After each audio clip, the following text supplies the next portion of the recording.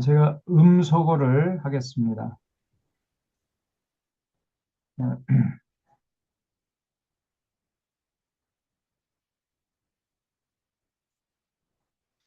예, 오늘은 마태복음부터 이제 하겠습니다.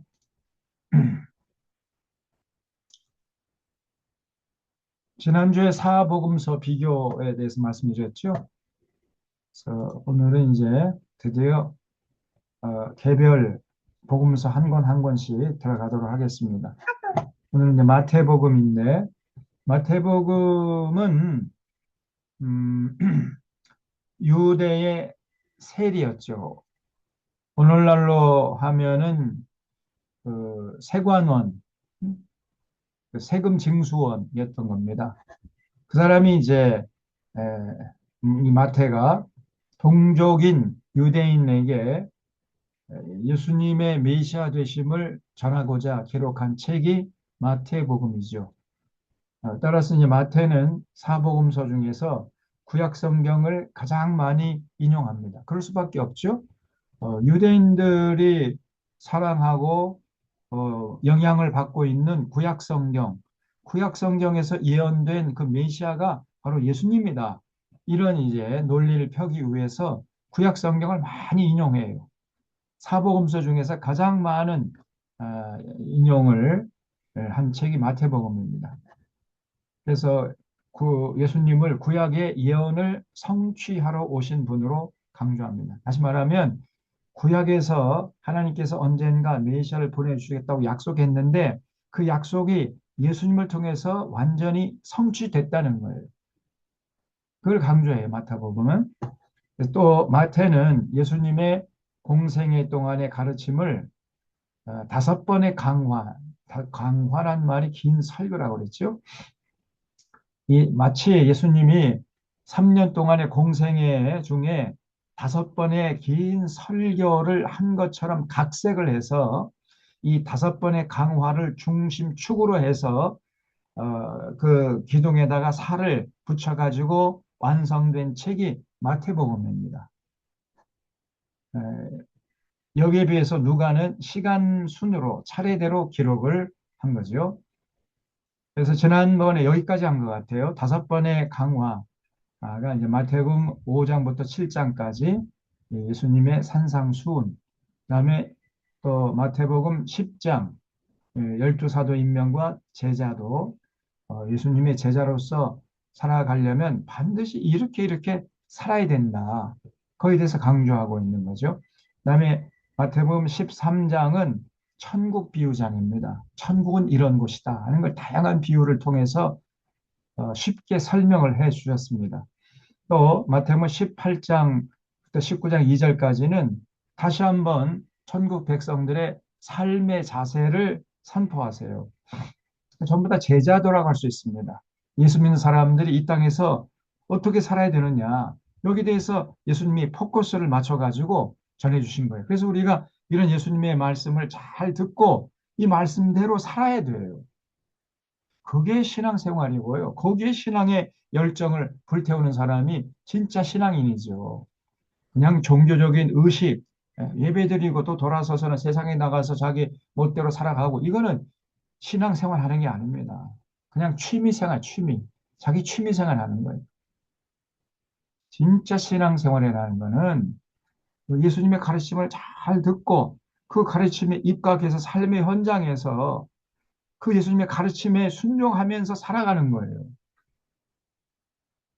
지금까지 살아오던 자신의 인생관, 세계관, 역사관, 가치관, 물질관, 그거 다 내려놓고 자신의 습관이라든가 자신의 어떤 그 전통이라든가 또 자신의 욕심이라든가 또 자신의 계획 전부 내려놓고 예수님의 가르침에 입각해서 생각하고 판단하고 말하고 행동하고 이렇게 살아가는데 거기에 열정을 불태우는데 이 사람이 진짜 신앙인이죠.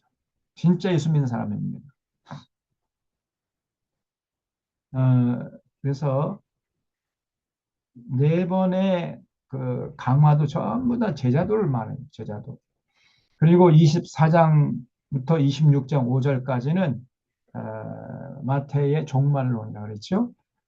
짧게는 AD 70년에 예루살렘 함락을 예언하고 있고, 궁극적으로는 세상 종말의 징조와 상황에 대한 예언입니다. 이 소위 감남산 종말론, 감화라고 그러죠. 감남산 종말론에 대한 긴 설교. 이 종말론이 요한계시록에 다시 종합해서 해서 그대로 반복됩니다. 그래서 마태복음에 이 종말론을 안 넣어놔야 요한계시록의 그 말씀들을 쉽게 이해할 수 있게 되는 거죠. 자, 이렇게 에, 5개의 기둥을 딱 박아 넣고, 그다음에 그 기둥에다가 살을 붙여가지고 완성한 책이 마태복음이다. 이렇게 정리할 수 있습니다. 자, 그래서 이제 1장부터 차례대로 살펴보겠습니다. 마태복음 1장에서는 예수님의 족보가 나오죠. 누가 누구를 낳고 이런 예수님 그 가문의 족보가 나옵니다. 어떤 사람이 예수 믿고 내가 이제 정말 그 성경책을 읽어야 되겠다 이렇게 결심을 했대요. 근데 해필이면 이제 마태복음부터 읽기 시작했는데 이 마태복음 1장에 보니까 누가 누구를 낳고 계속 이렇게 이런 말이 나오니까 이게 무슨 성경책의 산부인과 일지냐? 뭐 이런 실망해가지고 덮었다는 이런 우스개 소리가 있어요. 참 그래서 여러분 성경책을 읽으려면 제일 처음부터 읽으려면요 창세기부터 읽어야죠. 창세기부터. 음, 그래서 이 마태복음 1장에서는 예수님의 족보가 나오는데 1장 1절에 보면 아브라함과 다윗의 자손 예수 그리스도의 계보라. 예수 그리스도의 가문에 대해서 지금 소개하겠다는 거죠. 알고 보니까 아브라함의 후손이고 다윗의 자손이에요. 예수님이. 그래서 그 예수님이 바로 그리스도가 되신다. 이런 주장을 펼치고 있는 겁니다. 아브라함과 다윗 그러면은 유대인들에게는요 정말 꼼짝 달싹을 못해요. 그냥 껌뻑 죽습니다. 아브라함 그럼 건국의 아버지고 다윗 그러면은 유대인들이 최고로 존경하는 왕이죠. 메시아. 그래서 알고 보니까 바로 그 예수님이 그렇게 존경에 맞지 않는 아브라함의 후손이고 또 그렇게 존경에 맞지 않는 다윗의 자손이라는 거예요. 그래서 바로 그 예수님이 메시아, 너희들이 그토록 기다리고 기다리는 메시아가 되신다. 이런 얘기를 처음 1장 1절에서부터 선포하고 시작하는 겁니다. 네, 그래서 1장 1절에부터 유대 색채가 진하게 풍겨오고 있어요. 그래서 딱 1장 1절 보면은 이게 유대 냄새가 많이 나네. 이 느껴야 됩니다. 음, 그러니까 바로 예수님이 유대인들이 기다리는 메시아임을 강조하기 위해서 사복음서 중에 가장 많이 구약 성경을 인용하고 있는 거죠. 그래서 여기 1장 1절부터 17절까지는 이제 예수님의 가문을 쭉 얘기하고 그다음에 18절부터는 예수님이 이제 태어나신 탄생하시는 그 과정을 쭉 말씀하시는데 그 요셉과 마리아가 이제 약혼을 하고 동거하기 전에 성령으로 예수님이 잉태하셨다. 천사가 수태고지를 해줬는데 여기 21절 보면요. 아들을 낳으리니 이름을 예수라 하라 그랬어요. 천사가 그 이름을 그 고지를 해줬단 말이죠.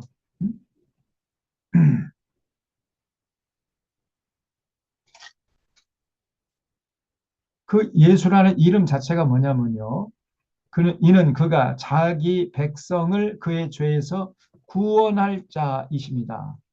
예수라는 이름 뜻이 에, 자기 백성을 그들의 죄에서 구원할 자 이런 뜻이란 말이죠. 그런 이름을 지어 주셨어요. 그래서 이 모든 일에 된 것은 주께서 선자로 하신 말씀을 이루게 하심이니 이르실 때 보라 처녀가 잉태하여 아들을 낳을 것이요 그 이름은 임마누엘이라 하리라. 이렇게 계속해서 구약 성경을 인용합니다. 마태는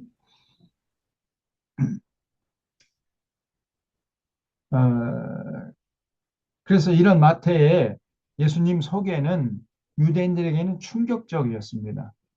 왜냐하면 유대인들은 십자가에 달린 자는 하나님의 저주를 받은 자라고 굳게 믿고 있었거든요. 그 신명기 21장 23절에 십자가에 달린 자마다 하나님께 저주받은 자다. 이렇게 기록되어 있거든요. 그 유대인들은 아니 저 예수라는 작자는 어, 십자가에 달려 죽은 자이므로 그 하나님께 저주받은 자인데 어떻게 저주받은 자가 우리의 메시아가 될 수 있느냐? 택도 없는 소리였던 거예요. 유대인들에게는. 근데 마태가 그런 예수님을 너희들이 기다리고 기다리는 메시아다. 이거를 지금 전하고자 했던 거예요. 그래서 왜 예수님이 죽으셨냐? 너희들의 죄 때문에 죽었다는 거예요. 너희들의 죄로 너희들이 구원받지 못했는데 너희들의 죄를 대신 감당함으로 자기 백성을 다 구원하기 위해서 예수님이 예, 십자가에 돌아가셨다. 그래서 그 예수님 탄생하실 때 그 이름을 예수라 하라 이렇게 정해 줬다는 거예요. 그러니까 이제 1장에서부터 유대인들이 이 마태복음 1장을 읽으면서 큰 충격을 받았겠죠. 그다음에 2장에서는 다윗의 동네에서 태어나신 메시아를 강조합니다. 당시의 유대인들은 반드시 메시아가 탄생하면 그 다윗의 동네, 다윗의 그 가문이 어디냐면 베들레헴이거든요. 베들레헴에서 탄생한 사람 중에서 메시아가 오실 것이다. 이렇게 굳게 믿고 있었습니다. 또 이제 선지자들이 그렇게 예언을 해놨잖아요. 미가서 5장에 보면은 그래서 유대인들은 구약 성경을 통해서 메시아가 오시면 반드시 베들레헴에서 탄생하실 것으로 굳게 믿고 있었습니다. 그래서 2장에서는 바로 그 예수님이 알고 보니까 전 나사렛 동네에서 탄생하신 것이 아니고 원래는 베들레헴에서 탄생하셨다는 거예요. 베들레헴. 그러면 베들레헴에서 탄생하신 자가 탄생하신 예수님이 어떻게 해서 저 갈릴리 북쪽 그, 그, 그 나사렛에서 살게 되었는가? 그 과정을 여기서 2장에서 쭉 얘기하고 있는 거예요. 알고 보니까 원래는 베들레헴에서 탄생하셨는데 그래서 동방 박사가 와가지고 다 예수님 탄생하셨을 때 영접을 하고 그랬는데 이제 그 헤롯이란 왕이 두 살 난 애기를 다 죽여라. 이제 이렇게 소동을 벌리니까 할 수 없이 애굽으로 피난 갔다가 헤롯이 죽인 다음에 다시 유대로 귀환해가지고 갈릴리 나사렛 가서 거기서 사셨다. 이런 얘기를 하는 거예요. 원래부터 예수님은 베들레헴 출신이라는 겁니다. 그 얘기를 지금 하고 있어요. 그래서 2장 1절에 헤롯 왕 때에 예수께서 유대 베들레헴에서 나심에 이거는 유대인들에게는 충격적인 소식이었어요. 반드시 하나님이 보내시는 메시아는 베들레헴에서 탄생하실 것이라 굳게 믿고 있었던 유대인들에게는 그래? 예수라는 그 저주받은 자, 십자가에 죽은 자가 아니 베들레헴에서 탄생했다고? 그러면은 메시아일 가능성이 있는데 이렇게 이제 생각했던 거죠. 그래서 베들레헴에서 탄생하셨을 때 동방 박사들이 와가지고 그 아기께 경배하고 황금과 유향과 몰약을 예물로 드렸다. 이런 얘기를 자세히 하고 있어요. 음, 그 누가복음을 보면은 예수님의 탄생 시에 베들레헴의 목자들이 와서 예수님께 경배한 것으로 소개하고 있는데, 마태복음에는 동방박사들이 와서 경배한 것으로 소개하고 있습니다. 당시 동방박사들은 최고의 지성인이었어요. 최고로 존경받는 지성인. 어, 그래서 그런 최고로 존경받는 지성인들이 바로 예수님의 탄생을 기뻐하면서 그 앞에 경배하고 황금과 유향과 몰약을 바쳤다. 다시 말하면 메시아로 인정하고 바쳤다는 거예요. 그러면서 이제 자연스럽게 너희들이 기다리는 메시아가 바로 예수님이다. 이걸 지금 강조하려고 했던 거죠. 그래서 이렇게 동방 박사가 이제 예수님 탄생을 기뻐하고 경배하는데, 분노하는 자가 있었죠. 바로 유대의 왕이었던 헤롯이라는 놈이 아주 그냥 자기 자리를 노릴까 봐 불안해가지고 전전긍긍하다가, 여기 16절 말씀 보면은 이에 헤롯이 박사들에게 속은 줄 알고 심히 노하여 사람을 보내요 베들레헴과 모든 지경 안에 있는 산의 아이를 박사들에게 자세히 알아본 그때를 기준해서 2살 난 아기부터 그 아래로 다 죽여라, 이렇게 명령을 했어요. 그래서 예루살렘 뿐 아니라 그 유다 전국이요, 아이들 2살 난 아이들 다 죽여버리니 그 엄마 아빠의 그 울음소리가 하늘을 찌르지 않았겠습니까? 이렇게 아주 잔인한 놈이 있어요. 2살 난 애기를 다 죽이라. 자기 자리가 위태로워질까 봐 이런 끔찍한 명령을 내렸습니다. 이 천인공노할 놈이죠.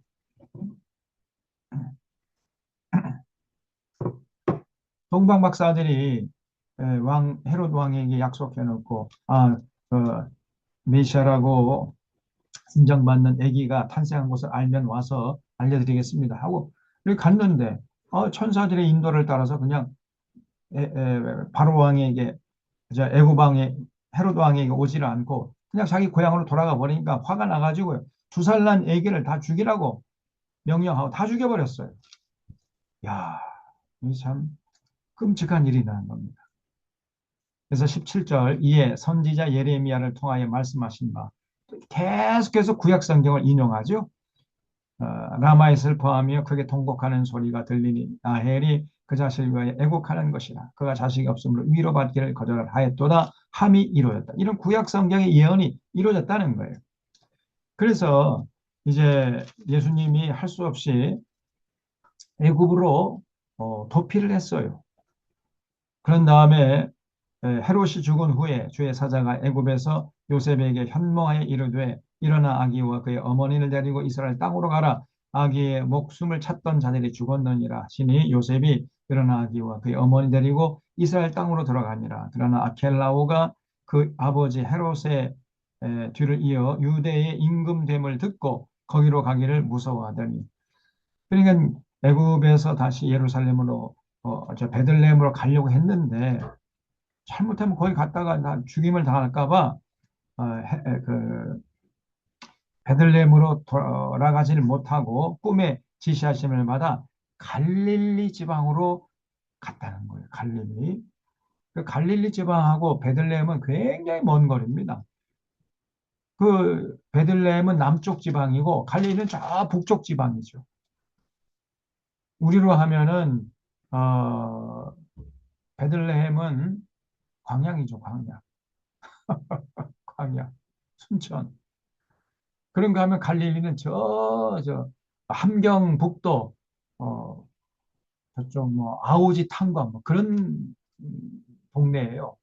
아주 낙후된 그런 동네, 갈릴리, 그 나사렛, 아주 가난한 동네, 그쪽으로 가서 사셨다는 거예요. 그래서 나사렛이라는 동네에 가서 사니 이런 선자로 하신 말씀에 나사렛이라 사람이라 칭하리라 하심을 이루려 함이로라 했죠. 자, 그 다음에 3장에서는 물 세례를 주는 요한과 성령과 불 세례를 주시는 메시아를 소개합니다. 그래서 이제 유대 광야에 세례 요한이 등장해가지고 회개하라 이 독사의 새끼들아 뭐 이러면서 이제 회개를 외치는 그런 세례 요한이 등장했어요. 3절에 보면 그는 선지자 이사야를 통하여 말씀하신 자라 일러스되 광야에 외치는 소리가 있어 이르되 너희는 주의 길을 준비하라 그가 오실 길을 곧게 하라 하였느니라. 끊임없이 구약 성경 자꾸 인용하죠. 그래서 이 요한은 어떤 사람이냐? 낙타털 옷을 입고 허리에 가죽 띠를 띠고 음식은 메뚜기와 석청을 먹었다는 거예요. 한마디 말하면 아주 가난했어요. 당시에 예루살렘 문화와는 전혀 상관없이 동떨어진 그러한 그 유대 광야에서 살았던 겁니다. 지금도 유대 광야 가보면 저도 몇 번 가봤습니다만 아무것도 없어요. 아무것도 없다니까요. 그냥 허허 벌판. 그 나무도 거기는 없습니다. 그냥 광야예요, 광야. 그런가 하면은 그 예루살렘은 굉장한 화려한 도시였거든요. 그 화려한 도시에서 그들과 같이 뭐 먹고 마시고 그들에게 무슨 도움을 받고 그들의 의존하고 그들의 물질을 공급받아가며 살아가면은요 이렇게 세례 요한 같은 영성이 생길 수가 없습니다. 생길래야 생길 수가 없어요. 그래서 그런 예루살렘의 문화와 완전히 동떨어진 유대 광야에서 가난하게 예, 살면서 어, 이렇게 메뚜기와 석청만 먹고 사는 이런 세례 요한이었기 때문에 굉장한 영성이 있었던 것이죠. 여러분, 제가 늘 하잖아요. 저 서울의 부자촌의 그 목회자들은 영성이 다 죽었습니다. 그들의 녹을 받아먹고 그들의 문화권 속에서 잘 먹고 잘 살고 그들과 같이 뭐 동화되어 가지고 살아가는데 거기서 무슨 영성이 나오겠어요? 무슨 영성이? 그냥 그들 귀에 듣기 좋은 달콤한 말밖에 할 수가 없는 겁니다. 이 목회자가요, 좀 가난해야 돼. 목회자가 그들의 어떤 그 문화권에서 들어가 가지고 거기서 정착하고 그들과 동화되어 가면은요 아무것도 할 수 없는 거예요.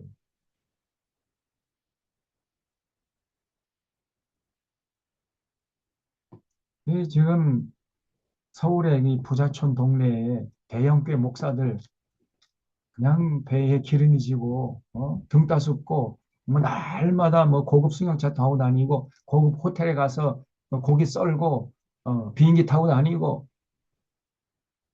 비단 이불 덮고 자고 잘 먹고 잘 살고 그냥 기름기가 쫙쫙 흐르고 거기서 무슨 영성이 나오겠습니까, 여러분? 한번 생각을 해보세요. 이 세례 요한 같이 예루살렘 그 물질 문명 그런 그 화려한 문화에 완전히 그 벗어나서 그런 그들의 영향권이 에, 미치지 않는 그런 유대 광야에서 가난하게 살아갈 때 비로소 세상을 바르게 보고 바르게 선포할 수 있는 영성이 생기는 겁니다. 그래서 제가 늘 얘기하잖아요. 저 서울의 대형교회 목사들 다 사실은 그냥 종교인, 좋게 말해 종교인들이에요. 그냥. 더 나아가서는 이 종교 사기꾼들이 많아요. 그래서 저 사람은 다 쉽게 말하면 종교업자입니다. 그냥 직업이야, 직업, 종교업자. 자신들의 부귀영화 누리기 위한 하나의 수단 방법이 바로 예수님을 팔아먹을 뿐이지 진실로 예수님의 가르침을 전하고자 하는 그런 자들이 아니란 말이에요. 근데 그런 사람들 같이 이제 그런 또 교인들만 모이는 거예요. 다 짝짝꿍 되는 거지. 다. 정말 이 예수님의 가르침을 따르고자 하면은 그런 대형 교회 가서 앉아 있을 수가 없는 겁니다. 그 부잣동네 대형교회에 그 다 그냥 영성이 죽은 자들이니까요. 그 사람들이 정말 예수님의 뜻을 따르기 위해서 모인 공동체가 아니에요. 자기들의 이익을 사수하기 위해서 모인 이익 공동체, 이익 공동체. 그 이상도 그 이하도 아닙니다. 그래서 이 요한은요, 낙타털을 입었어요. 무슨 비단으로 짠 옷을 입는 게 아니라 그냥 낙타 가죽, 그걸 입고, 낙타, 젖이나 고기 먹고, 그 다음에 메뚜기 석청 먹고, 이렇게 살았다는 거죠. 그러니까 이 세례 요한은요, 누구에게도 얽매이지 않을 수가 있었던 것이고, 거칠 것이 없는 거예요. 그래서 예루살렘 사람들이 나오는 거 보면 이 독사의 새끼들아! 이렇게 외칠 수 있었던 겁니다. 그들에게 다 영향받고 그들의 도움을 받아가면서 그들이 주는 녹을 먹으면서 어떻게 이런 얘기를 할 수 있겠어요. 그래서 여기 5절을 보면 그때에 예루살렘과 온 유대와 요단강 사방에서 다 교회로 나와가지고 자기들의 죄를 자복하고 요단강에서 그에게 세례를 받더라. 예루살렘 사람들은 굉장히 자존심이 세고요. 많이 배운 사람들이고 굉장히 높은 사람들이고 기득권을 누리던 사람이기 때문에 자존심이 셌는데 그런 사람들이 다 세례 요한 앞에 나와서 무릎 꿇고 죄를 자복하고 세례받았다는 거예요. 그 세례 요한의 이 권위, 세례 요한의 카리스마가 대단했다는 것을 알 수 있죠. 그래서 요한이 많은 바리새인들과 사두개인들이 세례 베푸는 대로 오는 걸 보고 이러는데 이 독사의 자식들아, 이렇게 얘기를 해요. 네? 이렇게 대형교회 그 목사들은 죽어도 이렇게 못합니다. 자기에게 그 뭐 엄청난 그 대형교회 목사들의 연봉이요. 우리의 에, 상상력 이상입니다. 저 재벌 총수 그런 비스무리한 그 대접을 받고 있다니까요. 에? 그런 사람들이 어떻게 이 독사의 자식들아 이런 얘기를 할 수 있겠어요. 죽어다 깨어나도 못합니다. 저 사람들은. 사실 그렇게 말을 해야 되거든요, 지금. 이 독사의 자식들아, 이거는 의역이라고 아니, 직역이라고 그랬죠. 의역이 뭐냐면요. 이 유대 광야에 많은 게 독사거든요. 우리나라 골목마다 많은 게 뭡니까? 개 아니에요, 개. 그러니까 이 독사의 자식들아, 이거를 의역을 하면은 야, 이 개자식들아, 이런 얘기입니다. 이 개새끼들아. 지금 요한이 자기에게 세례받으러 나오는 사람을 보고 야, 이 개새끼들아. 이렇게 이 대단한 영성 아닙니까? 왜냐하면 그들의 문화, 그들의 어떤 물질로부터 완전히 자유로웠기 때문에 이런 얘기를 할 수가 있었던 거예요. 독사의 자식들아, 누가 너희를 가르쳐 임박한 진노를 피하라 하더냐. 그들의 타락과 그들의 거짓과 술수와 위선을 그냥 폭로하니까요. 그러니까 뭐 거칠 것이 없는 거죠. 세례 요한은. 저도 좀 이렇게 하고 싶은데 이게 잘 안 돼요.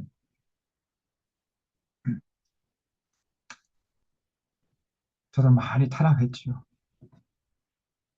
8절에 그러므로 회개에 합당한 열매를 맺고 속으로 아브라함이 우리 조상이라고 생각하지 말아라.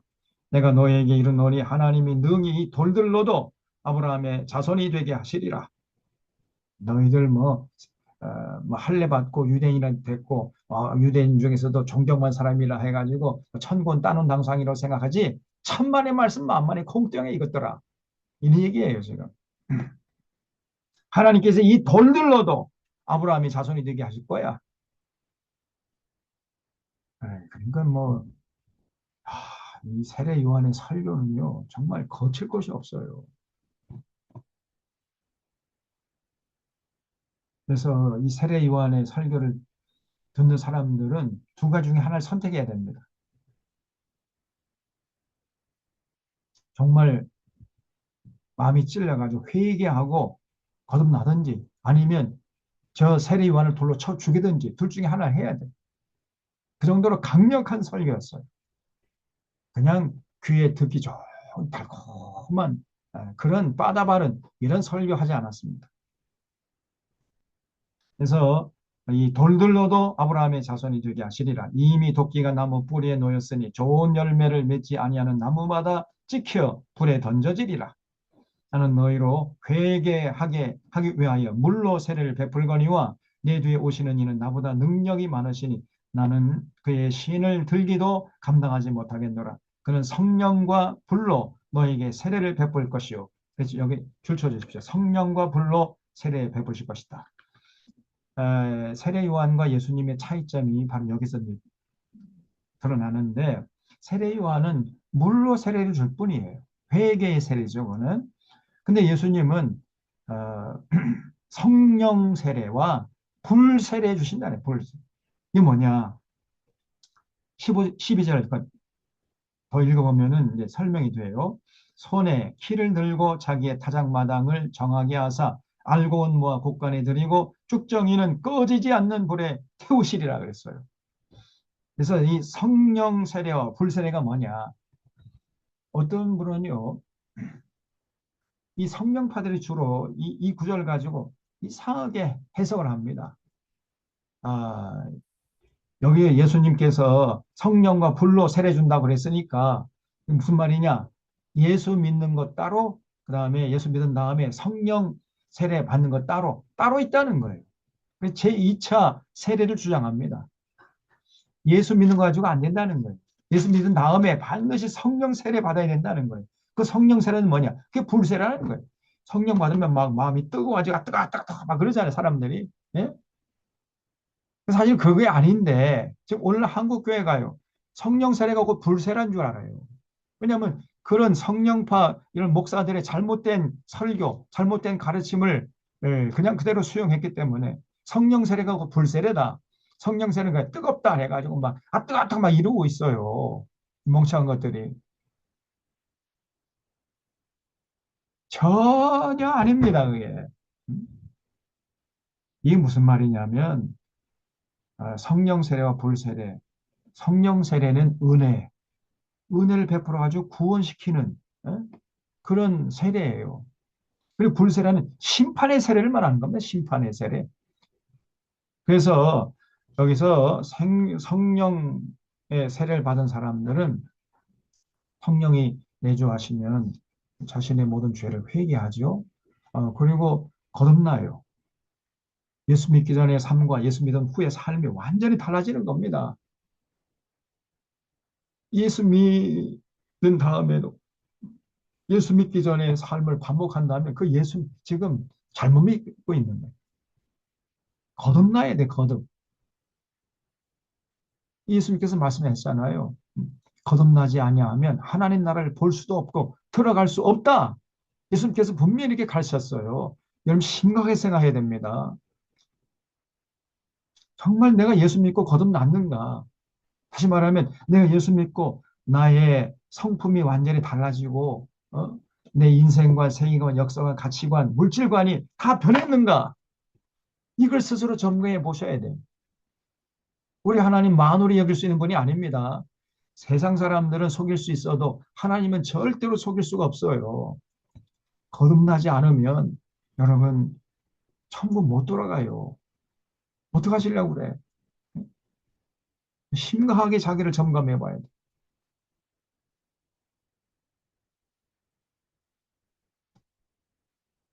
그래서 진짜 성령 받으면 거듭납니다. 내가 그리스도와 함께 십자가에 죽어요. 내 자아가 죽어요. 그리고 예수 그리스도와 함께 부활에 연합된 자로 이제 살아가는 겁니다. 완전히 그 존재 자체가 달라져요. 빙이 달라져, 빙. 그 존재 자체가 달라진다니까. 과거에는 그냥 세상 좋아하고, 세상 부귀영화, 부러워하고, 뭐 맛있는 거 먹으러 다니고, 뭐 골프 치러 다니고, 뭐 높은 곳에 가서 고기 썰고 그러면 행복해 했는데, 이제는요, 그런 게 전부 다 시시하게 느껴집니다. 아무것도 아니고, 이제 그런 삶에 전혀 흥미를 느끼지 못하는 거예요.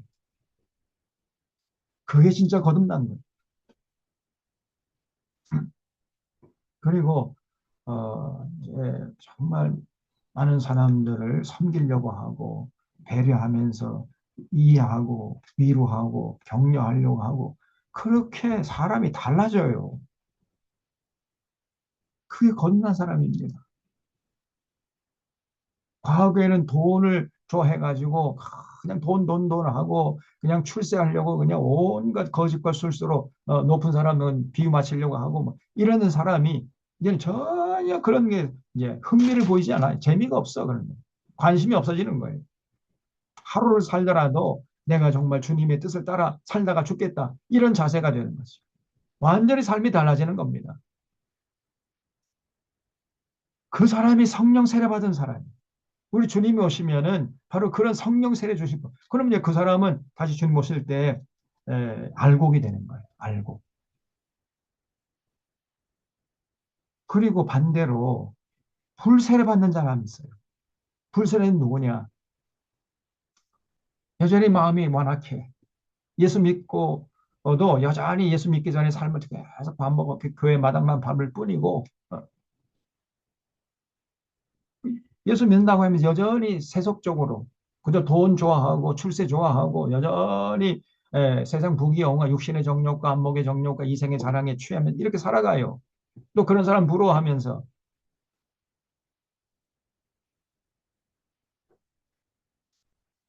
그런 사람들이 이제 나중에 불세를 받는 겁니다. 불세. 그래서 그 사람들은 어떻게 됐냐? 축정이에요, 축정. 그래서 꺼지지 않는 불에 던져지는 거예요. 그게 불세례예요.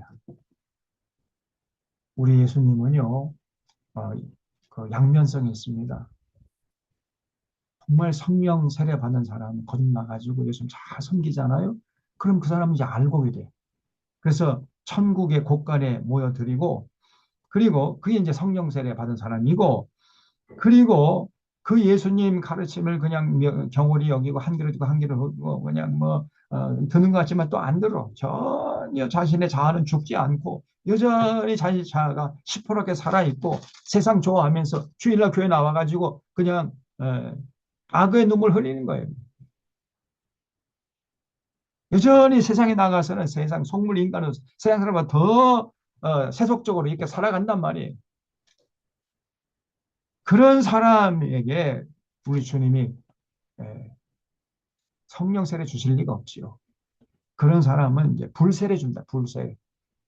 그래서 그런 이제 쭉정이는 모아가지고 그냥 불로 태워버리는 거예요. 저 뜨거운 그 유황불에 던져 놓는다. 이런 얘기입니다. 이게. 그래서 이 성령과 불로 너에게 세례 부을 것이다. 이 구절을 이해를 잘 하셔야 돼요. 지금 한국교회 너무나 잘못된 설교가 난무를 해요. 성령 세례가 불세례다. 그래서 예수 믿은 다음에 반드시 성령 세례 받아야 되고, 그래서 몸이 자꾸 뜨거워져야 된다는 거예요. 뜨거 막 이러고 있어요. 이 멍청한 것들이.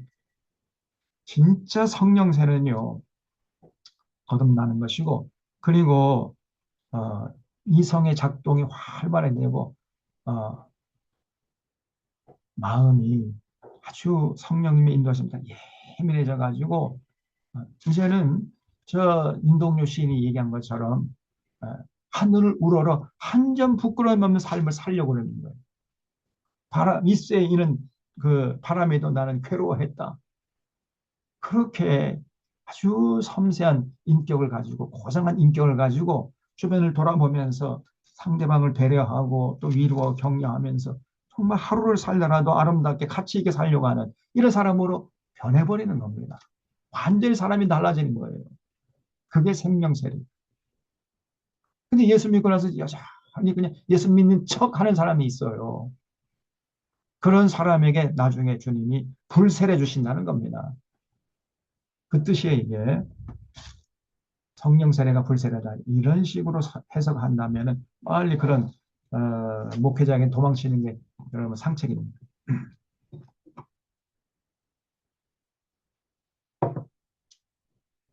그래서 이 11절과 12절은 같이 봐야 돼요. 이렇게 이제 세례 요한이 설교를 했어요. 자, 그러니까 13절에서 이때에 예수께서 갈릴리로부터 요단강에 이르러 요한에게 세례를 받으려고 나오셨습니다. 그러니까 요한이 말렸어요. 아니, 선생님, 제가 선생님에게 세례 받아야지. 어떻게 선생님, 제가 선생님에게 세례 드릴 수 있겠습니까? 아, 그거는 말도 안 되는 얘기입니다. 이렇게 말렸다는 거예요. 요한이 말리되 내가 당신에게서 세례를 받아야 할 터인데 당신이 내게로 오시나이까? 예수께서 대답하여 이르실 때 이제 허락하라. 예수님 겸손하셨죠. 정말 예수님 세례 받을 필요가 없잖아요. 하나님의 아들이신데. 그 왜 그러면 세례를 받으려고 그랬느냐? 우리가 이와 같이 하여 모든 의를 이루는 것이 합당하니라. 그래서 예수님이 사실은 세례 받을 필요가 없었음에도 불구하고 이렇게 세례 받음으로 해서 결국은 하나님의 의를 이루기 위한 목적이 있어. 다시 말하면 음, 그 세례 요한의 권위도 높여주고 그렇죠. 그리고 그 예수님이 이제 세례 요한의 세례를 받음으로 해서 이제 공생애를 시작하는 첫 출발점으로 삼는 뭐 이런 여러 가지 이 목적이 있었던 것 같아요. 그래서 모든 의를 이루는 것이 합당하니라 하시니 이에 요한이 허락하는지라. 그래서 예수께서 세례 받으시고 물에서 올라오실세.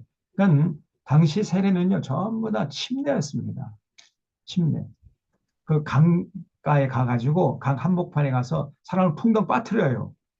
그러면 물속에 그냥 들어가가지고 허우적 허우적 막 후프 후프 막 이렇게 이제 에, 거의 이제 익사할 좀 되면은 꺼내주는 겁니다. 그게 진짜 세례예요. 지금 우리 장로교에서 하는 거는 그냥 뭐 물 조금 이렇게 뿌리고 성수를 뿌리고 뭐 세례 받았다 하는데 그 약식이죠. 약식. 종교적으로 그냥 약식으로 하는 겁니다. 진짜 세례는요. 저 섬진강으로 가야 돼. 섬진강 맨 한가운데 가가지고 배 타고 가가지고 그 배에서 한가운데에서 다 물속으로 빠뜨려야 돼. 허부적 허부적 그리고 막 이제 물에 빠져 죽어갈 때 그때 건져줘야 돼. 그래서 완전히 내가 십자가에 못 박혀 죽었다. 그게 세례예요.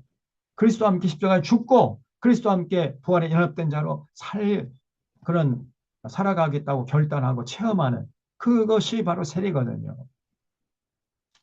근데 지금 우리 뭐 통합 쪽에서는 그냥 조금 성수를 뿌려버리니 자아가 죽을 리가 없지요. 그 정도 세례해서는 안 돼. 그래서 어, 앞으로는 저도 좀 뭐 그런 세례 줄 기회가 있을지 모르겠습니다만은 오래전부터 그렇게 생각했는데 그 잘 실천이 안 됐는데 사실은 저 요단강 섬진강 강으로 가야 돼. 마지막으로 한번 할 때니 그렇게 한번 해봐야 되겠어. 제가 은퇴하기 전에 마지막 세례 주는 자가 있다면은 그 사람 이제 섬진강 가서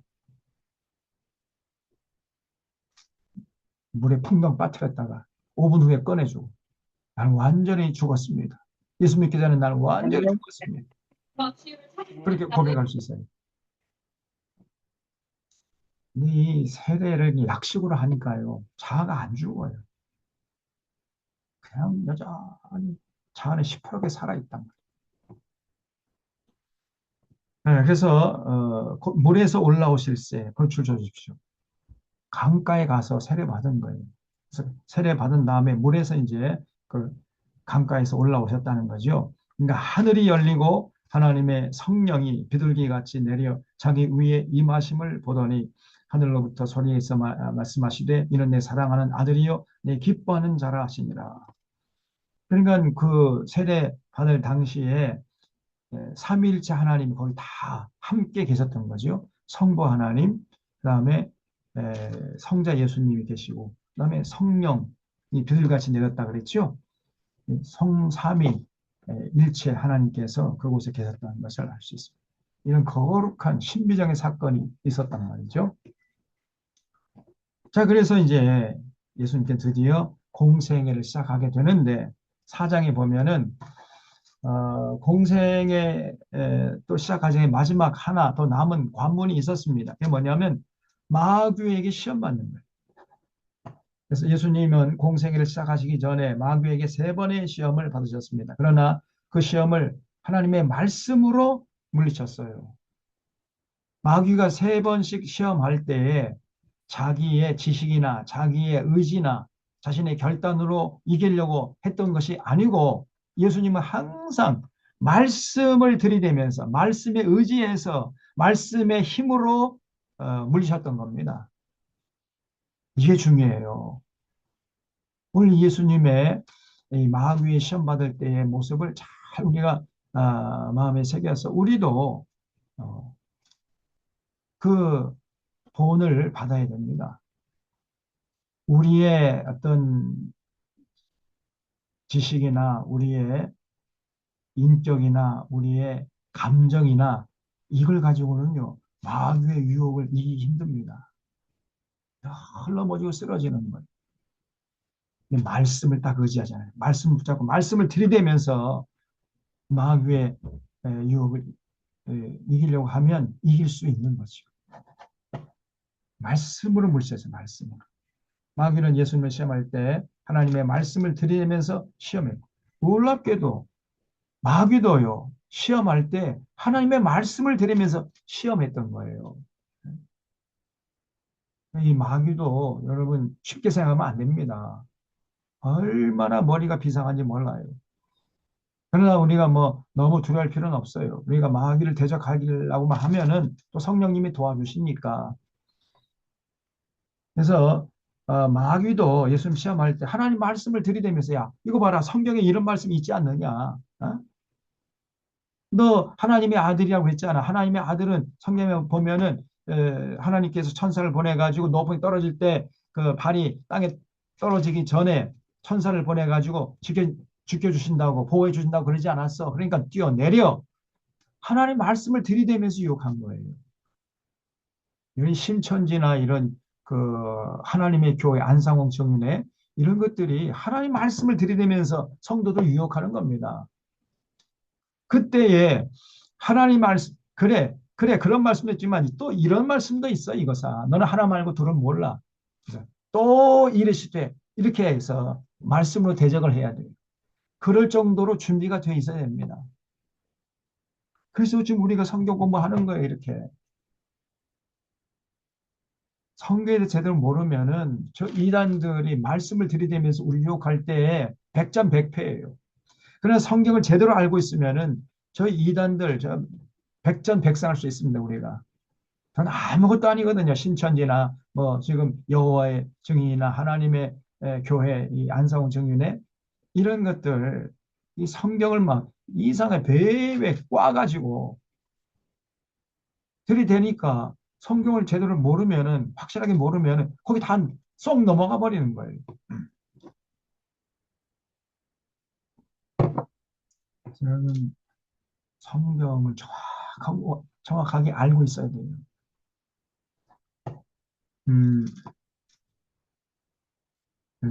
마귀가 예수님 시험할 때 하나님 말씀을 들이대면서 시험을 했고, 거기에 대해서 예수님은 하나님 말씀으로 또 시험을 이기신 겁니다. 또 기록되었을 때 이 말이 계속 반복돼요. 굉장히 그게 중요합니다. 자, 여기 4장 1절에 그때 예수께서 성령에게 이끌리어 마귀에게 시험을 받으러 광야로 가사. 놀랍게도요. 그 마귀에게 시험 받으러 광야로 갔는데 누가 그 광야로 끌고 가셨냐면은 성령께서 끌고 가셨다. 성령께서. 성령께서 마귀의 시험을 받도록 예수님을 광야로 끌고 가셨다는 겁니다. 왜 그랬느냐? 이 마귀의 시험을 이겨야 결국은 하나님의 거룩한 도구로 하나님 나라를 위해서 헌신할 수 있으니까. 마귀의 시험에 번번이 넘어지고 굴복하게 되면 어떻게 그런 자가 하나님의 거룩한 도구로 쓰임받을 수 있겠어요? 그러니까 성령님께서 이 공생이 시작하기 전에 예수님을 마귀의 시험 받게 하기 위해서 광야로 끌고 가셨다는 거예요. 그럼 하나님이 때때로 우리를 시험하십니다. 하나님의 거룩한 도구로 쓰시기 위해서 그런 자들은 더 혹독하게 마귀의 시험 앞에 노출되게 하세요. 그걸 이겨내야 돼. 이겨낸 자들만이 이제 하나님의 거룩한 도구를 쓰임받을 수 있는 거예요. 그 마귀의 시험이 여지없이 쓰러지고 넘어지고 굴복하고 타협하고 그런 자들은 절대로 하나님의 도구로 쓰임받을 수 없는 겁니다.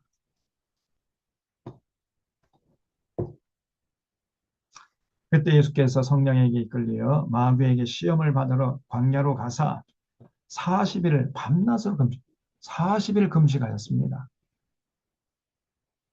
이거 함부로 흉내내면 안 됩니다.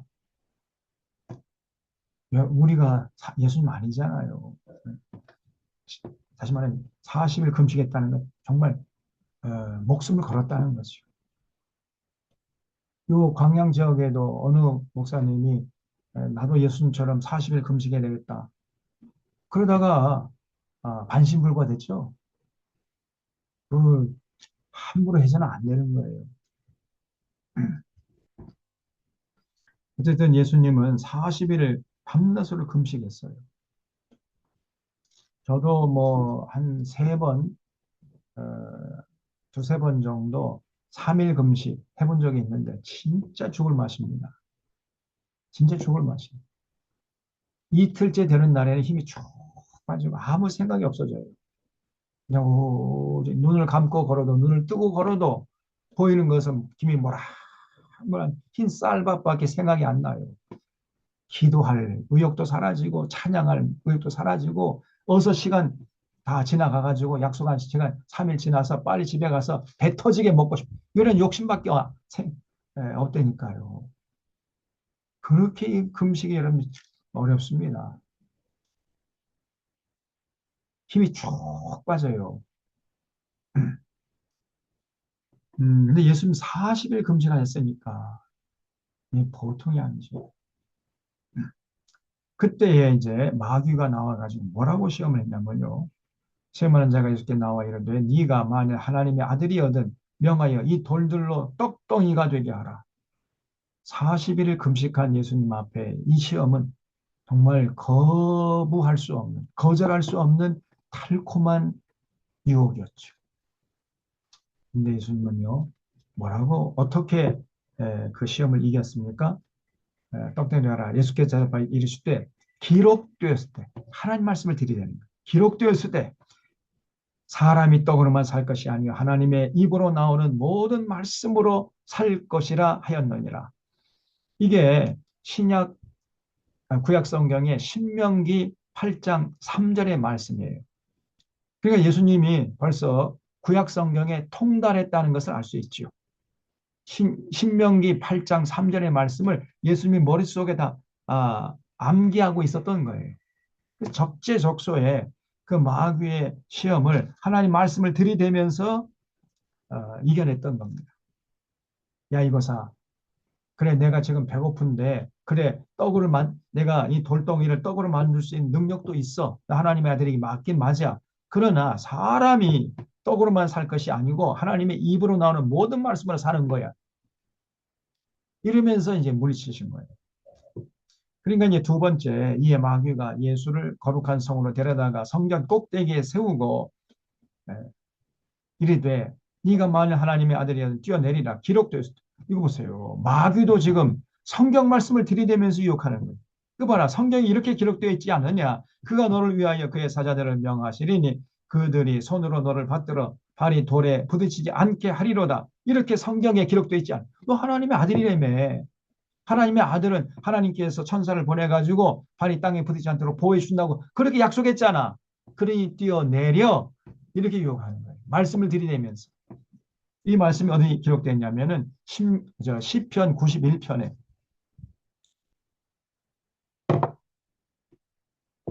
시편 91편 11절 12절에 여기 기록되어 있는데 이거를 이 마귀란 놈이 인용을 하면서 예수님을 유혹한 거예요.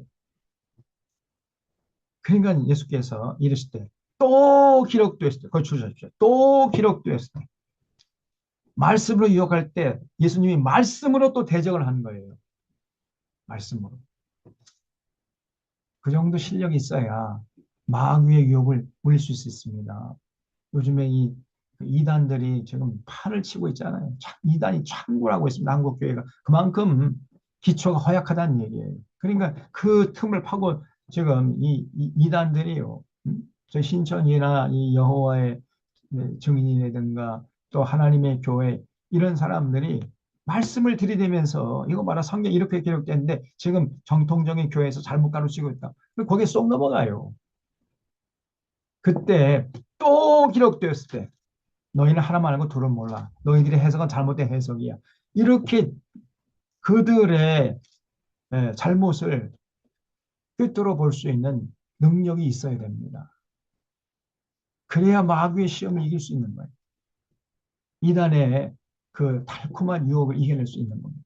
그러려면 성경을 열심히 공부해야죠.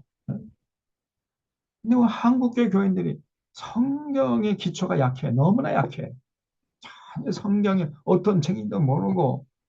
왜냐하면 목사님들 그냥 주일날 그 달콤한 설교, 그 영적 그런 그 당뇨병에 다 걸려 있어가지고는요 전혀 분별력이 없는 거예요. 성경 전혀 모릅니다. 그런 식으로 신앙생활 10년, 20년, 30년 해왔으니 전부 다 이단의 밥이 되는 거죠.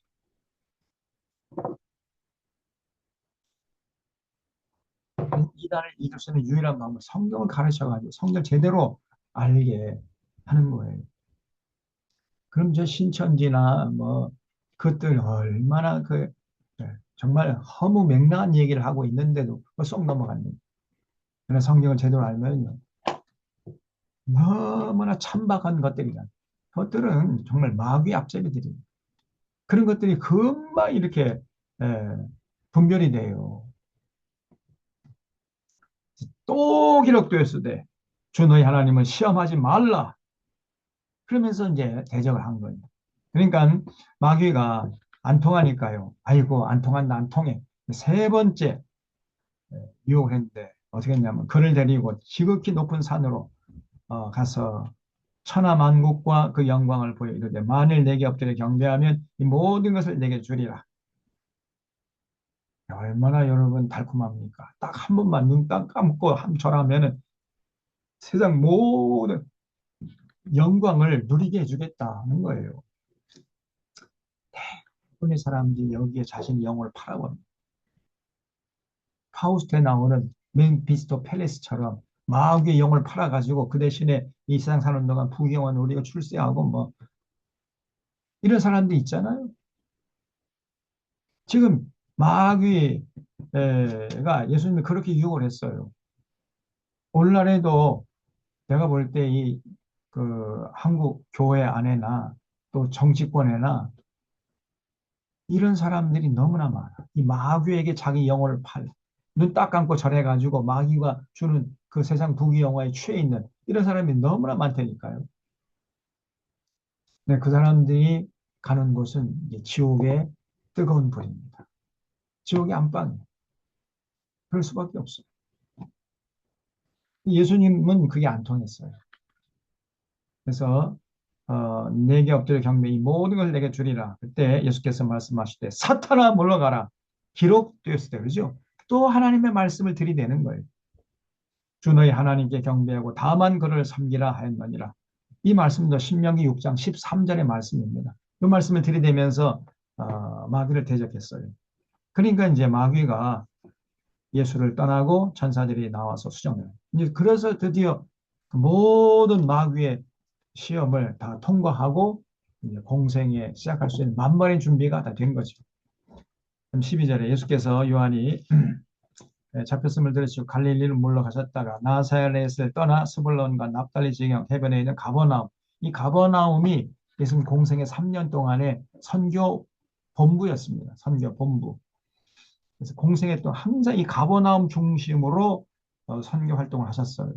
가버나움에 가서 사시니 이는 선지자 이사야를 통하여 하신 말씀을 이루려 하심이라. 이르시되 스불론 땅과 납달리 땅과 요단강 저편 해변길과 이방의 갈릴리 흑암에 앉은 백성이 큰 빛을 받고 사망의 땅과 그늘에 앉은 자들에게 빛이 비치웠도다 하였느니라. 이런 이사야의 예언이 예수님을 통해서 이루어졌다는 거예요. 끊임없이 구약성을 인용하고 있죠. 이때부터 예수께서 비로소 전파하여 이르시되 드디어 이제 공생애를 시작하신 겁니다. 회개하라 천국이 가까이 왔느니라 하시더라. 그래서 이렇게 공생애 시작하시면서 예수님께서 제일 뭐 자신 이름 뭐냐면 제자들을 부르시는 거예요. 18절에 갈릴리 해변에 다니시다가 두 형제 곧 베드로라 하는 시몬과 그 형제 안드레라 바다에 금을 던지는 것을 보시니 그들은 어부라. 참 사실은 예수님의 제자들이요. 갈릴리 어부들이 많았어요. 갈릴리 어부들은 가방끈도 짧은 사람들이었고, 그 뱃사공 하기 때문에 여러분 인격도 거칠고 말도 거친 그런 사람들을 예수님께서 제자로 삼으셨다는 겁니다. 예루살렘의 교양미가 철철 넘치는 그러한 지식인들, 지성인들을 제자로 부른 게 아니고 그 갈릴리 거기 가면 아주 천구석이거든요. 갈릴리. 가방끈도 짧아서 학교도 별로 다니지 못하고 그리고 그저 성격도 거칠고 인격도 준비되지 않은 이런 사람들 불러서 제자 삼았어요. 오히려 이런 사람들 사실은 원석입니다. 원석. 저 예루살렘에 그냥 교양미 넘친다고 하고 많이 배웠다고 하고 뭐 박사학위 몇 개 달았다고 해가지고 뭐 어깨에 주렁주렁 박사학위 달고 다니는 이런 사람들 그런 사람들은 예수님의 제자가 될 수가 없어요.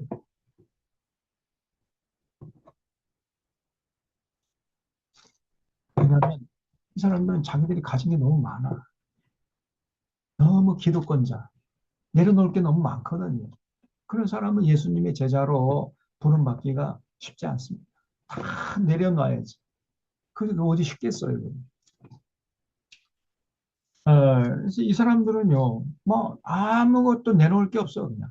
그냥 따라다니면, 가기만 하면 돼요. 포기할 게 뭐, 뭐가 있겠어요. 이미 다, 가진 것도 아무것도 없는데, 다 이미 내려놓은 지 오래인데.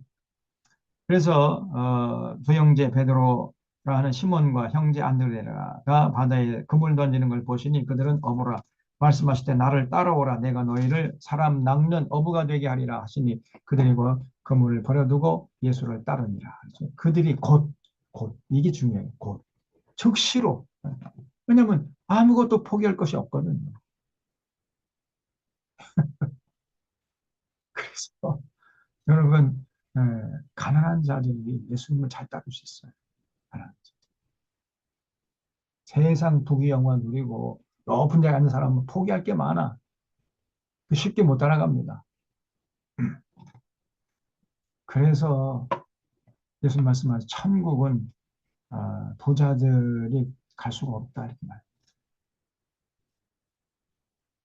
부자는 천국 갈 수 없다. 그렇게 말씀했잖아요. 그래서 그들이 곧 그물을 버려두고 예수를 따르니라. 거기서 더 가시다가 다른 두 형제 곧 세베대 아들 야고보 형제 요한이 아버지 세베대와 함께 배에서 그물 깁는 것을 보시고 부르시니 그들이 곧 여기 또 곧이죠. 그 즉시 따랐어요. 사실 어떤 면에서는요. 뭐 갈릴리 강가에서 호숫가에서 낚시질을 하는 것보다 예수님 뒤를 따라하는 게 이 사람들에게는 훨씬 더 나, 낮게 생각될 수 있었을 겁니다. 아이고, 이거 웬 떡이냐, 뭐, 이렇게 생각될 수 있었을 거예요. 왜냐하면, 당시 예수님은 굉장한 능력을 행하시고, 많은 사람들 막 구름같이 모이고, 예수님 슈퍼스타니까요. 예수님의 제자가 된다는 것은 대단한 영광 아니겠습니까? 그러니까 갈릴리 어부에서 아무도 뭐 주목하지 않고 내놓을 것도 없는 가난한 사람을 그런 삶을 살기보다 뭐 예수님 뒤를 따라다니면서 많은 사람들 모이는 거기서 뭐 예수님 제자라다 이렇게 뭐 오히려 어떤 면에서는 어깨가 으쓱해질 뻔한 그런 자리 아닙니까? 그들이 곧 즉시로 그냥 예수님을 따랐어요. 음, 그래서 23절에 예수께서 온 갈릴리에 두루 다니사 그들의 회당에서 가르치시며 그러니까 주로 유대인의 회당에서 이제 가르치셨다는 거예요. 천국 복음을 전파하시며 백성 중에 모든 병과 모든 약한 것을 고치시니 그의 소문이 온 수리아에 퍼진지라 사람들이 모든 앓는 자 곧 각종 병에 걸려서 고통당하는 자, 귀신 들린 자, 간질하는 자, 중풍병자 이 간질병 고치기 진짜 어렵거든요. 또 중풍병 이거 여러분 정말 이게 고치기 쉽지 않습니다. 그런 자들을 다 고치셨다는 거예요. 예수님이 정말 이런 놀라운 능력을 베푸신 건 당연한 거죠. 왜냐하면 우주 만물을 창조하신 창조주도 되시는데 뭐 하나님이시잖아요, 예수님. 그래서 갈릴리와 데가볼리와 데가볼리 데카폴리스라는 말인데 이게 데가란 말 10개란 말이에요. 10개 그 주변의 도시들 다 다니면서 복음을 전파하시고 또 예루살렘과 유대와 요단강 건너편에서 수많은 무리가 따르니라. 그러니까 뭐 예수님의 인기가 하늘을 찌르는 거예요. 자, 그때 이제 5장 1절에 보면 5장 1부터 7장까지가 첫 번째 강화입니다. 첫 번째 강화. 이거는 산상수훈이 제자도를 가는. 그래서 5장과 7장에서는 그냥 구름같이 모이는 일반 대중을 향해서 하신 말씀이 아니고요. 예수님께서 제자로 부른 이제 목숨 걸고 난 주님만 따르겠다. 그런 제자들을 향해서 하신 말씀이에요. 일반 대중을 향해 하신 말씀이 아닙니다. 다시 말하면 지금 여러분과 제 얘기하는 얘기예요. 일반 대중이 아니고 우리가 예수 믿고 예수님의 제자로 살기로 결단했잖아요. 그래서 세례받은 거 아닙니까? 그래서 여러분과 제 얘기하는 얘기예요, 이게. 그래서 이 말을 잘 듣고 이 말씀대로 우리가 살아야 돼, 이제는.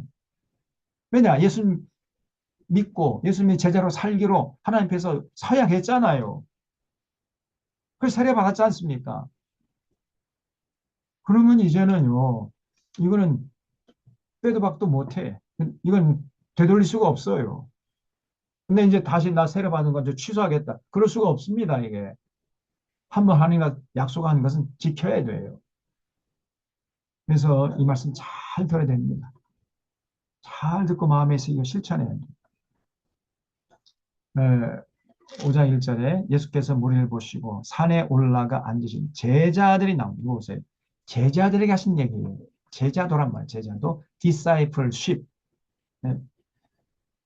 일반 대중에서 하는 말이 아니고 제자들에게 하신 얘기. 산에 올라가 앉으니까 산에까지 그냥 헉헉대면서 예수님 좀 천천히 가세요. 이렇게 따라온 그 제자들 향해서 하신 말씀이에요. 입을 열어 가르쳐 이르시되 심령이 가난한 자는 복이 있나니 천국이 그들의 것이며 원래 이거는 이제 평서문으로 우리가 번역을 해놨습니다만 원문을 보면 전부 다 감탄문으로 되어 있어요. 감탄문. 심령이 가난한 자가 받는 복이요. 이렇게 되어 있습니다. 감탄문으로 되어 있어요. 천국이 저희 것이미로다. 이렇게 되어 있습니다. 전부 다 팔복이 감탄문으로 되어 있어요. 애통하는 자는 복이, 애통하는 자가 받는 복이요. 그들이 위로를 받을 것입니다.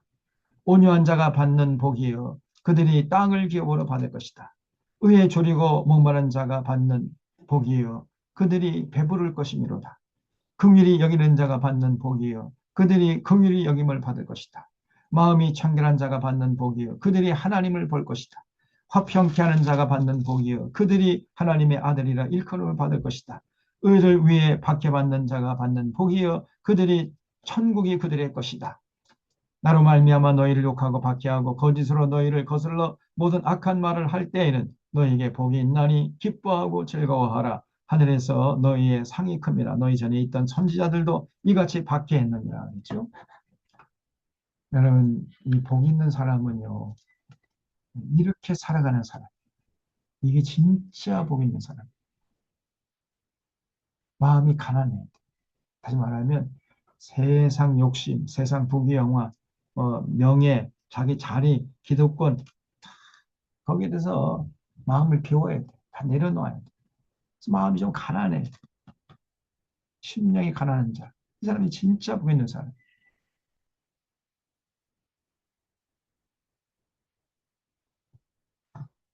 또 애통하는 모습이 있어야 됩니다. 자신의 부족함과 허물을 보면서 눈물을 흘릴 줄 알아야 돼. 또 주변 사람들이 당하는 어려움과 고통과 억눌림을 보면서 또 눈물을 흘릴 줄 알아야 돼. 이 땅에 하나님의 공의와 정의가 땅에 떨어진 걸 보면서 눈물 흘릴 줄 알아야 돼. 한국 교회가 이렇게 타락한 모습을 보면서 눈물 흘릴 줄 알아야 돼. 오히려 그렇게 애통하는 자, 그런 자가 복이 있다는 거예요. 왜냐하면 그런 자가 이제 하나님의 위로를 받게 될 것이다. 신앙생활하는 건 눈물로 하는 건 눈물이 있어야 돼요. 오늘 한국교회 눈물이 다 말라버렸어요. 신앙에 웃겨달래, 웃겨. 울려고 하질 않아요. 그저 개그맨 같은 목사가 최고 인기 강사입니다. 하나님 말씀을 올바로 전해가지고 혼과 영과 관절과 골수를 찔러 쪼개는 그 하나님의 그 폐부를 그냥 해치는 하나님의 말씀을 전하는 그런 목회자는요 다들 외면해 버립니다. 아니 귀를 막아버려요. 아니 더 나아 이를 갈고 달려서 때려 죽이려고 그래. 이게 오늘 한국교회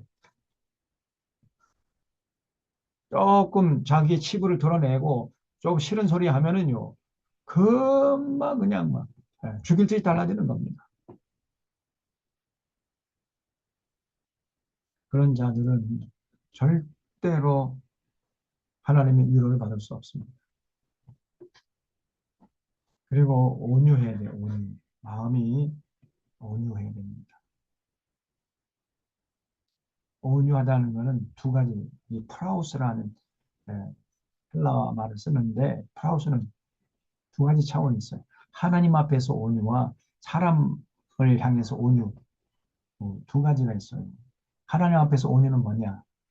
어떤 상황이 처해진다 할지라도 원망하지 않고 불평하지 않고 낙심하지 않는 것, 모습을 보여드립니다. 그게 온유한. 조금 어려우면 하나님 원망. 아니, 나한테 이럴 수 있습니까? 하나님께 원망하고, 불평하고, 낙심하고, 좌절하고, 그런 사람은 하나님 앞에 온유함을 잃어버린 자예요. 또, 사람 앞에 온유한 사람이 뭐냐?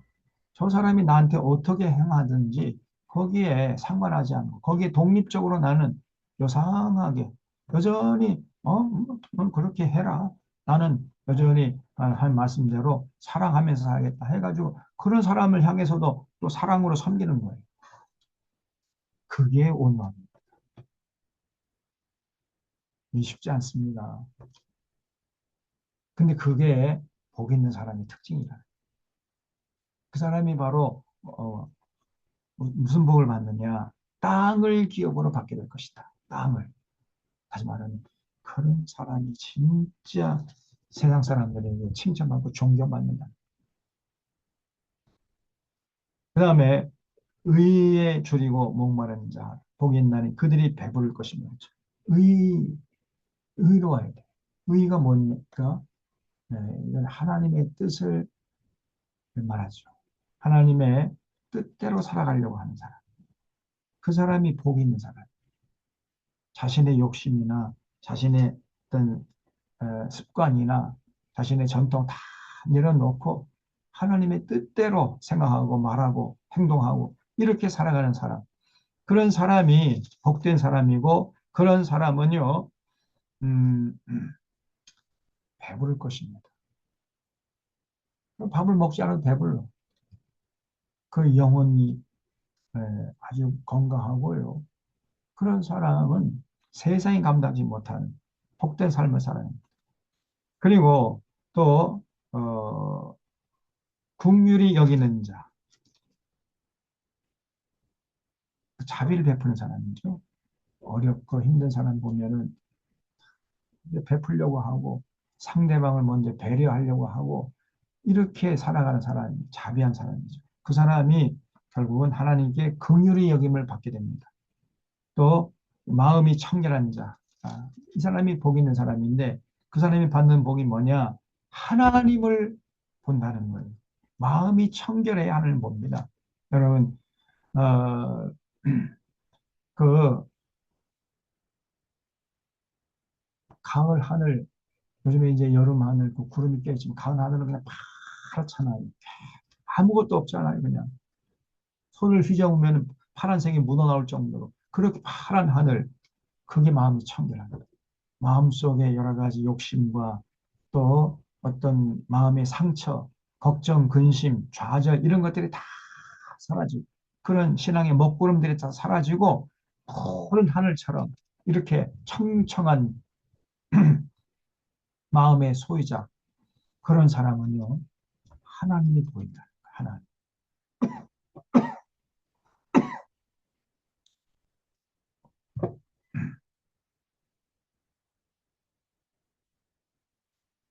그리고 그러면 우리가 그 마음이 청결한 사람은 어떻게 할 수 있느냐? 말을 보면 알 수 있다. 말. 그 입에서 나오는 말이 항상 명료하고요. 가식이 없고요. 복선이 깔리질 않아요. 그런 사람은 마음이 청결한 사람. 그런 사람은 하나님을 볼 수 있는 사람. 그리고 화평케 하는 자는 복이 있나는 얘기죠. 화평케 하는 자가 누구냐? 피스메이커로 살아요. 가는 곳마다 어, 평화를 만들어내요. 울근불근 싸우던 사람들도 이 사람이 가기만 하면 서로 화해의 악수를 청하면서 서로 화목하게 지내는, 화목해 하는, 화평케 하는 이런 사람이 복이 있는데 어떤 복을 받느냐? 이 사람이 하나님의 아들이라 일컬음을 받게 된다는 거예요. 진짜 하나님의 아들이다, 저 사람은. 이렇게 평가를 받게 된다. 가는 곳마다 평화를 만들어야 돼, 평화. 피스메이커. 응? 그리고 교회가 화평케 하는 이런 역할을 감당해야지요. 오늘날 한국 교회가 평화를 만들어냅니까? 아니에요. 전쟁을 자꾸 만들어내. 자꾸만 전쟁을 부추겨요. 핵전쟁도 불사하겠다는 저 윤석열 지지하고 있잖아요. 이게 교회입니까? 이게? 아니, 같은 민족끼리 핵전쟁도 불사하겠다.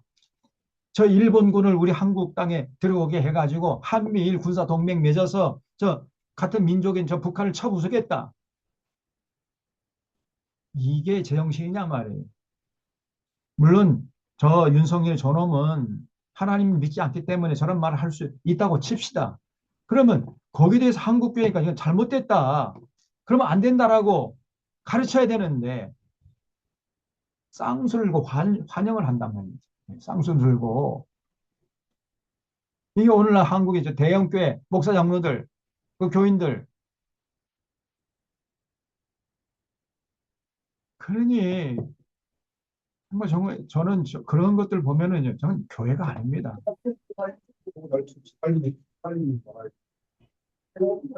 절대로 하나님의 아들이 될 수가 없어요. 네? 합형케 하는 걸 깨는데 어떻게 저게 하나님의 아들이라고 부름을 받을 수 있습니까? 같은 민족끼리 서로 화목하게 하는 게 예수님의 뜻이고 하나님의 뜻인데 그래서 빨리 이제 종전 선언하고 평화 협정 체결하고 평화 공존 평화 통일의 길로 나아가도록 그렇게 이끌어 가야 할 하나님의 거룩한 도구가 교회인데 이 교회가요 그런 평화의 길을 다 가로막고 있어요. 눌러야 된다고 그걸 한국교회 하는 일이 해제를 해놨어? 눌러놨어. 뭐가 이게 자꾸 소리가 들리는데 음소거를 좀 해주시기 바랍니다. 다들 소리 들린다고 하잖아. 음수 뭐라고. 그래? 아이, 나가자, 나가. 그래. 김준목 오늘 장로님이 음소거 좀 해주세요.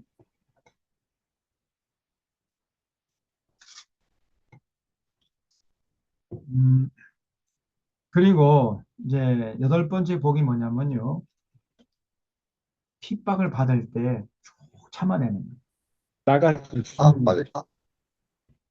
그런 사람이 여러분 복된 사람이에요. 왜냐하면 천국이 그들의 것입니다. 천국. 그래서 우리가 주님의 일을 하다가 또 뭐 핍박을 받고 뭐 사람들이 나를 욕하고 박해하고 거짓으로 너희를 거저 악한 말을 할 때는 낙심할 것이 아니라 오히려 기뻐하라 그랬어요. 그냥 하늘에서 너희의 상이 큼이라 그랬어요. 전에 있던 선지자들도 이같이 박해를 받았다. 우리가 세상에 나가서 주님의 뜻대로 살다 보면은 주변 사람들이 아이고 저 예수쟁이들 저거 그러면서요 조롱받을 수도 있고 핍박받을 수도 있습니다.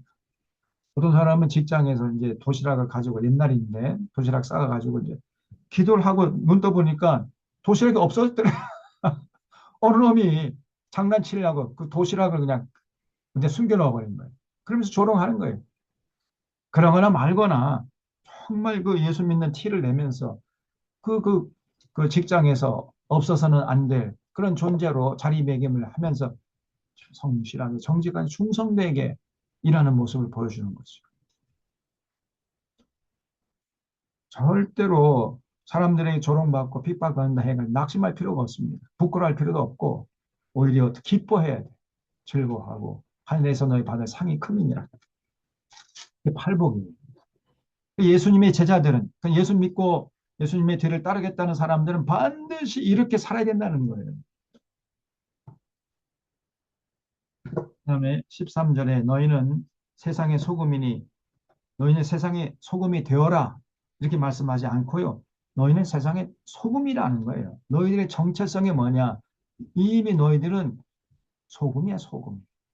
소금이 하는 일이 뭐죠? 맛을 내고 그다음에 부패를 방지하고 그게 소금 역할이죠. 교회가요. 너희가 할 때 여기 너희는 교회로 바꿀 수가 있죠. 예수님의 제자들이 모인 공동체 그게 교회 아닙니까? 교회가 세상의 소금이에요. 세상에 살맛 나게 만들어야 되고 세상을 그다음에 세상의 부패를 방지해야 하는 이런 역할을 교회가 해야 됩니다. 교회가. 근데 오히려 한국 교회가 지금 세상의 부패를 더 조장을 하고 있어요. 더 타락을 하게 만들고 이미 세상의 소금이 아닙니다. 한국 교회 맛을 잃어버렸어요. 그래서 소금이 만일 그 맛을 잃으면 무엇으로 짜게 하리요 후에는 아무 쓸데없이 다만 밖에 버려져 사람에게 밟힐 뿐이니라 그랬잖아요. 그 지금 요즘 동시대 사람들에게 교회가 버림받았어요. 다 교회 가자 해도 너나 잘 믿으세요. 나는 잘 살고 있으니까. 이렇게 조롱 섞인 말이 돌아옵니다. 전도가 안 돼요. 너나 잘 믿으세요. 지금 교회가 다 사람들에게 버려가지고 사람들의 발에 밟힐 뿐이야, 지금. 이렇게 되어버려서 어느 순간에. 이게 전부 다 이 목사 책임입니다. 특별히 더 이 대형교회 이 목사들, 이놈 새끼들.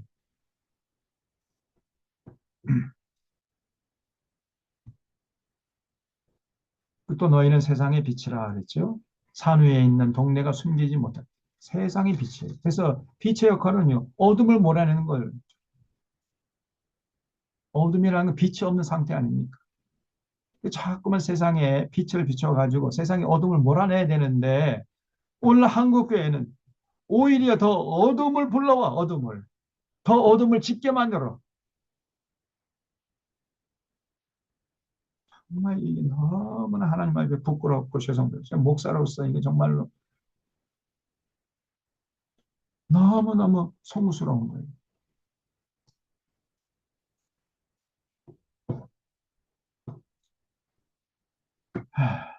자, 이 9시가 됐기 때문에 다음 주에 이어서 계속하도록 하겠습니다. 고마우신 하나님 아버지, 이제 오늘부터 마태복음을 통해 하나님의 은혜와 진리를 나누려고 합니다. 말씀을 통해 계시하시는 삼일차 하나님 깊이 만나게 하시고 진실로 이 시대에 정말 하나님의 사람들로 거듭나서 하나님께 영광 돌리고 하나님 거룩한 도구로 쓰임 받으면서 정말 권세 있는 삶을 살아가는 이 모든 교우도 다 될 수 있도록 이끌어 주시옵소서. 한 주간 동의 삶도 주님 앞에 온전히 부탁드리었고 감사하오며 예수님의 이름으로 기도하옵나이다. 아멘. 아멘. 감사합니다. 수고하셨습니다. 경진씨 수고하셨습니다. 감사합니다. 잘 감사합니다. 보내시고요. 수고하셨습니다. 다음 주에 뵙도록 하겠습니다. 수고하셨습니다. 네, 수고하셨습니다.